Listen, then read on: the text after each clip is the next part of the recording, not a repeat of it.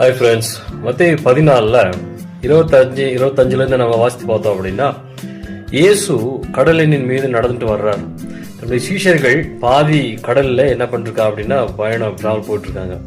இப்ப இதை பார்க்கும்பொழுது இயேசு படகு நிறைய வந்த அப்புறம் பேதுரு கேட்கிறாரு, ஆண்டவரே வருகிறது நீரே, ஆனால் எங்கே நானும் தண்ணியிலே வர எனக்கு கட்டளையிடும் அப்படின்னு சொல்றாரு. இயேசு சொல்றாரு வா அப்படின்றாரு. அந்த வார்த்தையை நம்பி பேதுரு என்ன பண்றாரு, தண்ணியில கால் வச்சு என்ன பண்றாருன்னா பாதி வரைக்கும் நடக்க ஆரம்பிக்கிறார். அதற்கப்புறம் பயந்து மூழ்க ஆரம்பிக்கிறார். இயேசு கையை கொடுத்து காப்பாற்றுகிறார். இருக்கட்டுங்க. ஆனா பாருங்க, இந்த சம்பவத்துல ஒரு விஷயத்தை நம்ம கவனிக்க முடியும். எப்போ பேதுரு விசுவாசத்தை ஆப்ரேட் பண்றாரோ, விசுவாசத்தினாலே ஒரு காலடி எடுத்து தண்ணியில வைக்கிறாரோ, அங்க ஒரு சூப்பர் நேச்சுரலான அதிசயமான அசாதாரணமான மனிதனாக அவர் மாற்றப்படுகிறார்.